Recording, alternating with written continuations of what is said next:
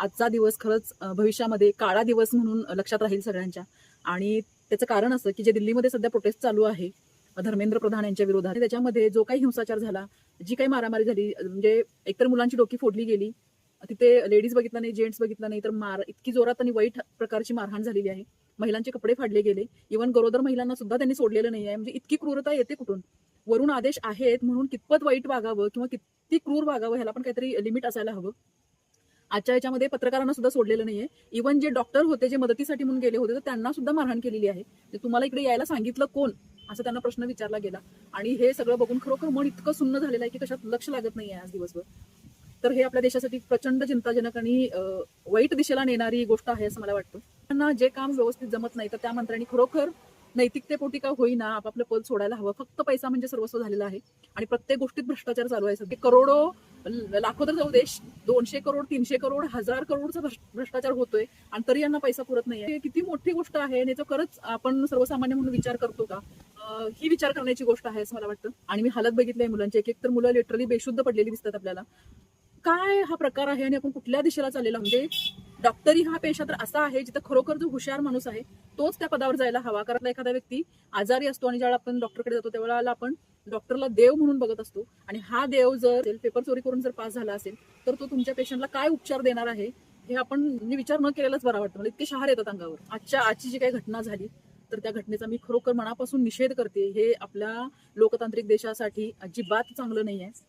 आणि आपण कुठल्या तरी एका चुकीच्या दिशेला जातोय किंवा आपला देश एका चुकीच्या वळणावर जात आहे हे स्पष्ट दिसायला लागलेलं आहे. अगदी छोट्या छोट्या गोष्टीतनं जर बघितलं तर हे सगळे प्रकार आपल्या अगदी सर्वसामान्य माणसाच्या घरापर्यंत यायला लागलेत. आणि तरी आपण जर डोळे उघडत नसू तर ह्याला काय म्हणायचं? मला वाटतं त्या मुलांच्या मागण्या ज्या काय आहेत ते सगळ्या रास्त मागण्या आहेत. बरेच जण असं म्हणतात की हे अण्णा आंदोलनाप्रमाणे आहे किंवा अभिजित गितके, सोनम वांगचुक यांच्या खांद्यावर बंदूक ठेवून आपलं काहीतरी साध्य करतोय. मला याच्याशी काही देणं घेणं नाहीये कोण कोणाच्या खांद्यावर बंदूक ठेवते कोण काय करते. पण त्यांनी ज्या काही मागण्या मागितलेल्या आहेत तर त्या अगदी रास्त आहेत. आपल्याकडे ज्या एक्झाम होतात त्या अगदी व्यवस्थित पार पडल्या जाव्या, ज्या लीक होता कामा नये. ही मागणी काही चुकीची आहे असं मला वाटत नाही. किंवा जे इतके म्हणजे 21 आत्महत्या होत असतील आणि तरी मंत्रिपदाला आपण चिकटून बसतोय, त्या खुर्चीला चिकटून बसतोय, म्हणजे किती निर्लज्जपणाचं काम आहे. पण ह्या लोकांना अजिबात लाजा कशा काय वाटत नाहीयेत.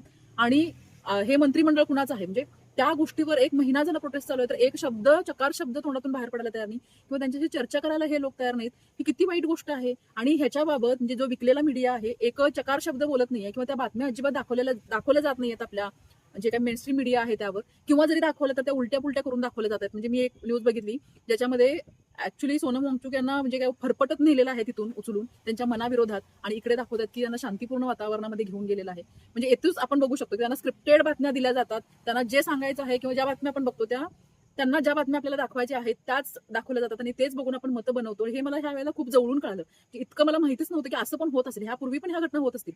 पण आता म्हणजे सोशल मीडिया इतका काय म्हणतो इतका सर्वसामान्य झालेला आहे की त्या प्रत्येक मुलाच्या हातात किंवा प्रत्येक लोकांच्या हातामध्ये मोबाईल आहे आणि त्या मोबाईलमधून ज्या छोट्या छोट्या गोष्टी बाहेर पडत आहेत तर त्या आपल्यापर्यंत पोहोचत आहेत. म्हणून आम्हाला खरं काय आहे ते कळतंय तरी किमान. नाहीतर आतापर्यंत असं ह्याच्यापूर्वी पण किती घटना घडल्या असतील की आपल्याला खरं काय आहे ते माहितीच नाही. म्हणजे आपल्या देशाच्या पंतप्रधानाला दुसऱ्या म्हणजे मेलोडी देण्यासाठी इतका वेळ मिळतो पण आपल्या तिथंच 2-3 किलोमीटरवर एवढा मोठा प्रोटेस्ट चालू आहे आणि त्यांचे हाक आपल्या कानापर्यंत येत नाही किंवा तिथपर्यंत जाऊन 2 शब्द त्यांच्याशी चर्चा कराव्या असं जर आपल्या पंतप्रधानाला वाटत नसेल तर ही खूप मोठी असफलता आहे आपल्या सरकारची. आणि हे प्रकर्षाने आता जाणवायला लागलेलं आहे. कारण ज्या वेळेला काँग्रेस होतं तर भ्रष्टाचाराविरोधात ते वाईट होते किंवा त्यांनी काही गोष्टी केल्या त्या वाईट होत्या, त्या होऊ नयेत यासाठीच आम्ही तुम्हाला निवडून दिलेलं आहे. तुम्ही पण जर त्याच गोष्टी त्यांच्यापेक्षा 10 पटीनं प्रकर्षाने करत असाल तर मला वाटतं आता हे पण बदलण्याची वेळ आलेली आहे आपल्यावर. पोलीस आहेत त्यांनी इतका अत्याचार केलेला आहे. त्यांना ह्या गोष्टी तेव्हा कळतील ज्या घरातली बायका पोरं ज्या वेळेला एखाद्या खूप मोठ्या आजाराने ग्रस्त असतील आणि तेव्हा जेव्हा ऍडमिट केलं जाईल आणि त्यांना जो डॉक्टर भेटेल तो अशा पद्धतीने पास होऊन जर आलेला असेल आणि चुकीच्या ट्रीटमेंटमुळे त्यांच्या घरातला एखादा व्यक्ती त्यांना गमवायची वेळ येईल तर तेव्हा त्यांना कळेल की डॉक्टर म्हणजे काय असतं. किंवा आपण ह्या गोष्टीसाठी चांगला डॉक्टर भेटण्यासाठीच काही काळापूर्वी एवढा मोठा प्रोटेस्ट झाला होता आणि त्यामध्ये आपण किती चुकीचं वागलो हे त्यांना त्यावेळेला प्रकर्षाने कळेल. पण वेळ गेल्यानंतर कळून काहीच उपयोग नाहीये. त्यामुळे वेळ तुम्हीही सावध व्हा. जे काही मुलं मागण्या करतायत तर त्यांच्या मागणीला तुम्ही मान द्या. आणि मला वाटतं धर्मेंद्र प्रधान कृपया तुम्ही आता तुमचं पद सोडा आणि एखादा चांगला व्यक्ती त्या पदावर बसवा ज्याची आता खूप गरज आहे आपल्या देशाला.